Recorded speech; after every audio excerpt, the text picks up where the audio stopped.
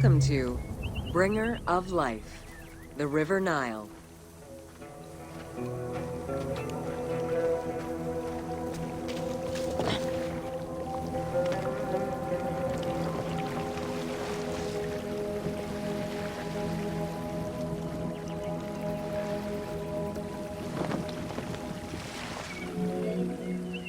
The ancient Egyptians called the dark fertile soil of the Nile the Black Lands, and the surrounding desert was referred to as the Red Lands. The dramatic difference of productive land opposed to barren desert had a deep influence on cultural ideology, mythology, and religion.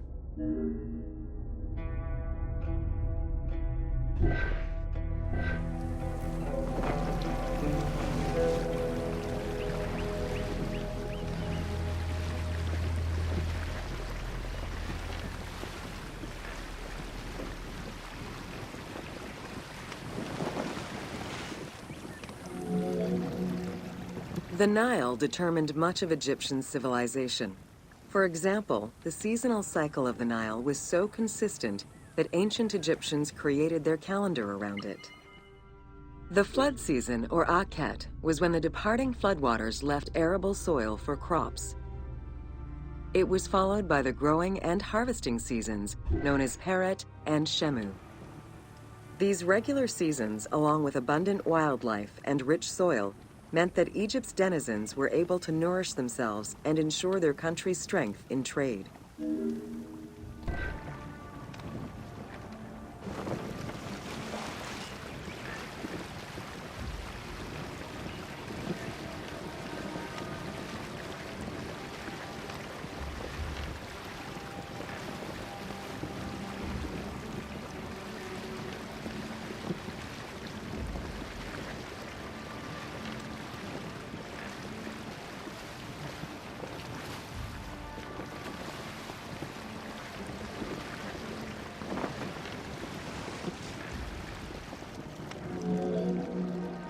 The River Nile, flowing from the south to the north, neatly traversed through both Upper and Lower Egypt.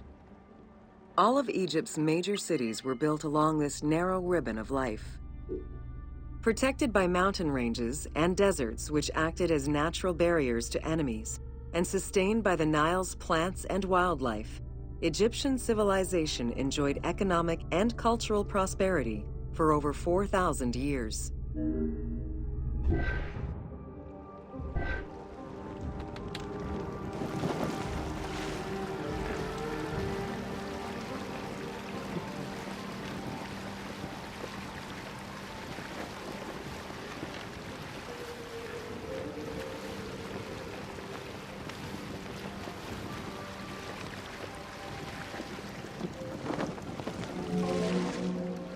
Both ancient Egyptians and ancient Greeks referred to the Nile as the river in their respective languages. Stretching a distance of over 6,700 kilometers, the Nile is one of the longest rivers in the world. It flows south to north, spanning 11 countries. The River Nile originates in the region of the Great Subequatorial Lakes, including one of the largest in the world, Lake Victoria near Tanzania.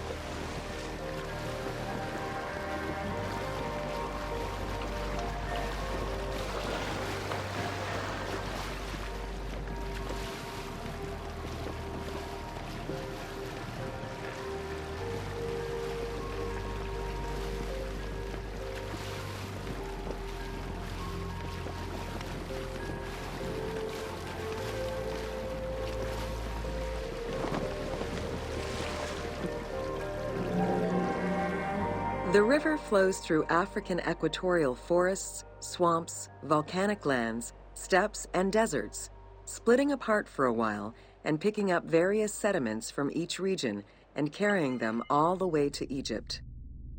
Its main artery, known as the White Nile, rejoins with the Blue Nile in Khartoum. This is where it weaves through rich deposits of silt and nutrients, carrying them along in its wake.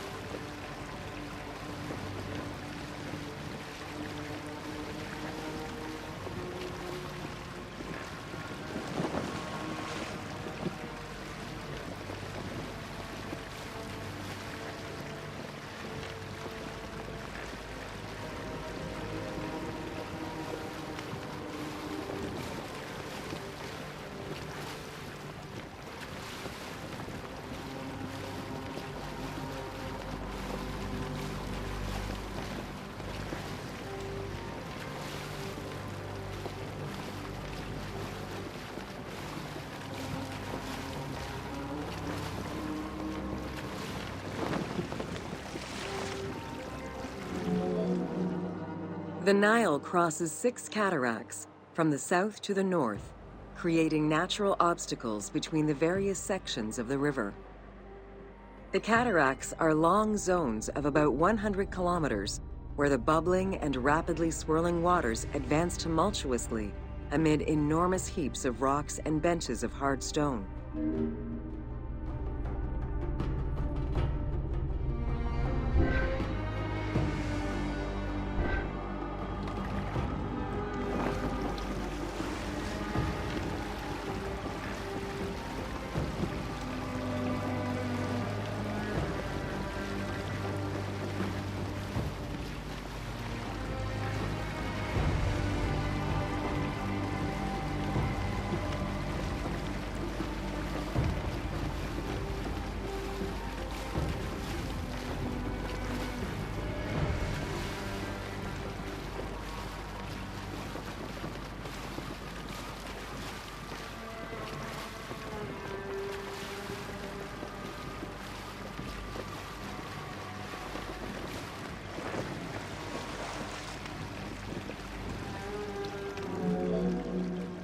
It is after crossing Nubia and the first cataract that the river officially returns to Egypt in Aswan.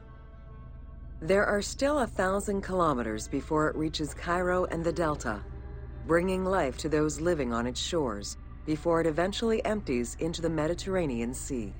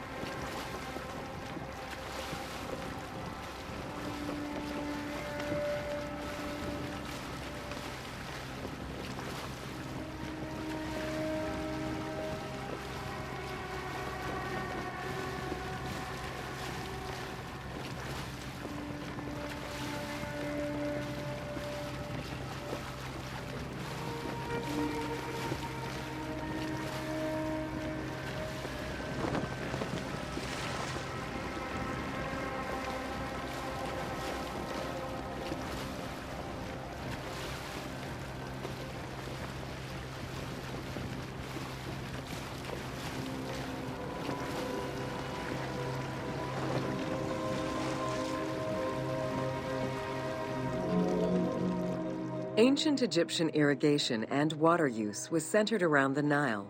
However, they also had access to streams and rivers, as well as several large lakes. The Delta, situated at the north end of the Nile, also known as Lower Egypt, is a large irrigated area where the river splits into several tributaries.